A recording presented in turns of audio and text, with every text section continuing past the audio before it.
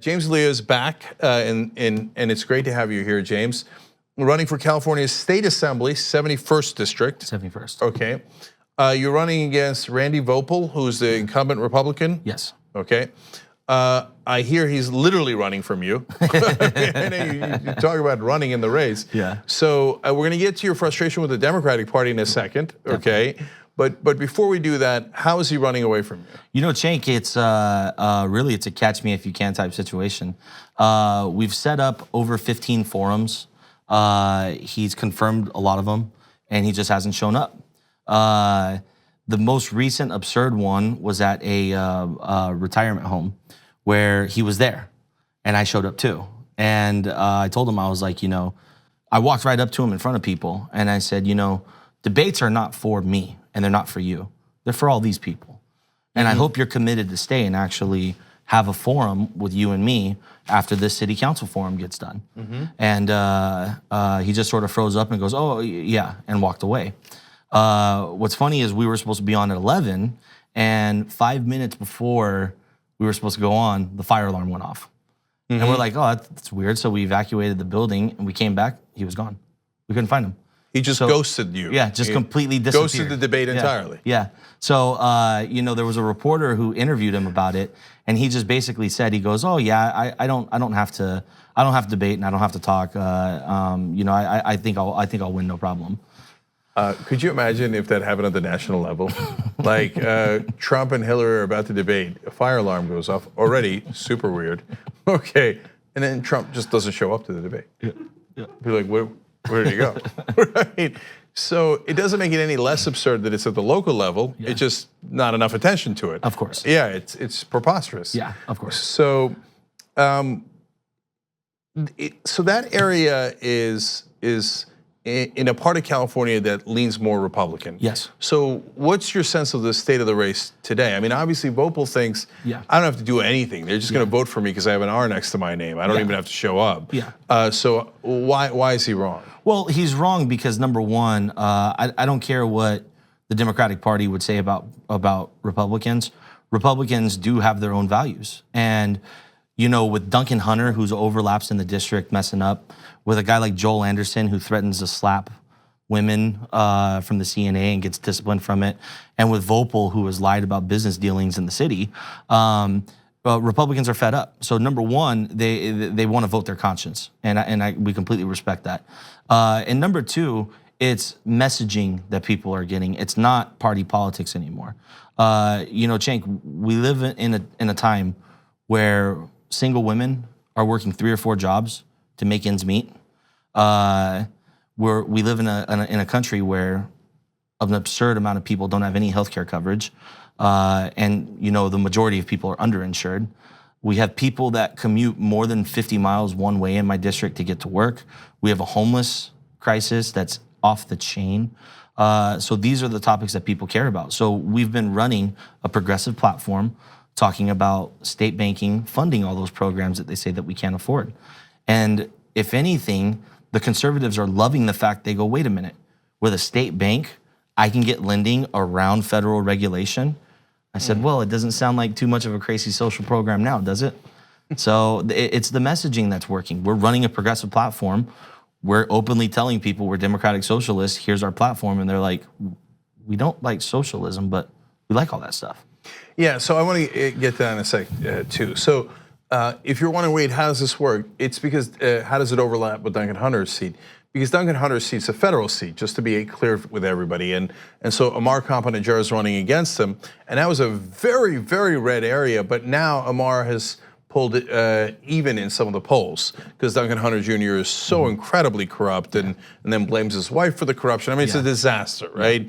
And so even a lot of Republicans that are used to voting for their party in that area are beginning to doubt the wisdom of that, of those choices. So now this is a state assembly race that James is in, but since it's in the same area, plus you've got the federal madness that are going on, et cetera, obviously these elections are swinging significantly. So in your case, Democratic Socialists have endorsed you? Yes, correct.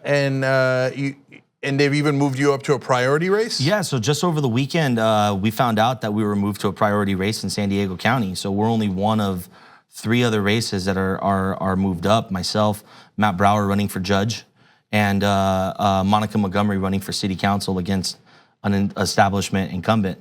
And I believe they also moved up my boy Marco Amaral, who's running for Chula Vista School Board. And do you know why they did that?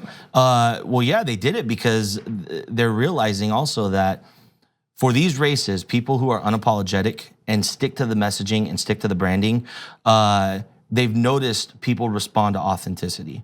And so we're super proud and extremely honored that the DSA is deciding to move us to a priority race, because we feel like we are a priority. You know, we have 80 assembly members currently in the state of California. If our race wasn't important, find me one of the 80 that's willing to author a single-payer healthcare bill. Find one out of the 80 willing to introduce tuition-free college, or one out of the 80 willing to bring in public banking. And none of them will. That's why our race is important, and we're really happy that they recognize that. And if you do that, that puts people on the spot. The rest of the politicians, they'll have to vote on it. And obviously, single payer already passed the Senate, but it didn't pass the Assembly. That's why it makes a huge difference here in California. So obviously, the Democratic Party has also prioritized it, right? Oh, of course they did, Cenk. I mean, they're giving us millions of dollars, right? Right.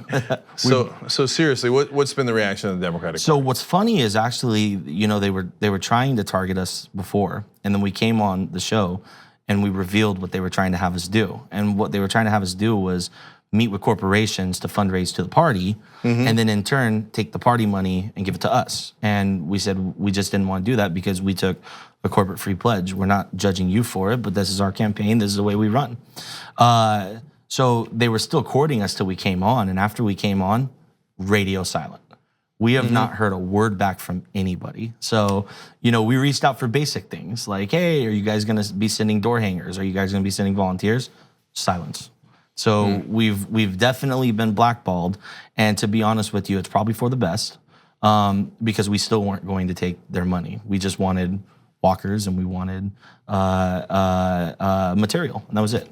So well, look, but any help is important in these races, and if they want Democrats to beat Republicans, well, then they should help all Democrats. Absolutely. And so in your case, they could have sent volunteers. Of course, right? And they chose not to. Why? Because it's personal for them. Yeah. And in a sense, they're throwing the race. Yes. And I mean, we hear all the time, well, Bernie Sanders is an independent, so okay, well, you know, we got to back Democrats. Yeah. Really? Yeah. I mean, Zach Ringelstein in Maine, another example, running against Angus King, who's technically an independent, and Democratic Party is not helping him at all. Yeah. So what happened to helping Democrats defeat Republicans? What happened to unity? Yes, of right? course. But if you don't sign up for the corruption, which James refused to do, all of a sudden, no. Yeah. Oh, you find yourself on the underside of a bus. Yeah, and it's poor investment on their part, I believe. You know, there's 5 or 6 candidates in the state that they've dropped well over $500,000 into them. And, you know, we've never really paid attention to what our opponent's fundraising is, because we've raised enough for what we need to do. And so we don't care what he's doing. We care about what we're doing. But we saw a report that showed he only raised $94,000. And his top 2 contributors were Chevron and Philip Morris. So we're like, wait a minute. If the party really wanted to, they could drop $50,000 into our race, and we can flip the seat easily because he's incapable of fundraising because he's such an intolerable elected official. Well, unless you're Chevron or Philip Morris, in which case they love him. Of course. So which company is your top donor? It's actually a gentleman named Alan Getz.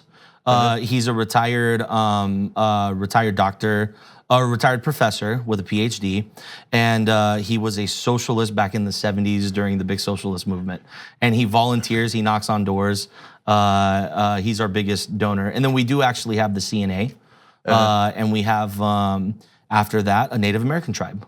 Okay, so I was asking kiddingly, of course, I said, which company is your biggest donor? Yeah. But I love your real answer. No, there's a real answer. It's a retired dude, Native Americans, and said, this is what a real representative looks like. Yeah. Okay, so race is 21 days away. Yeah.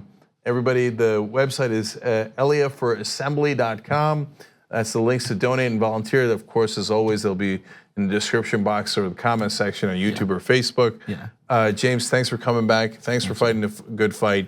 And most importantly, for never agreeing to corruption. All right, thank you so much, Cenk. I appreciate it, my man. All right. Cool. Thank you. Thank you.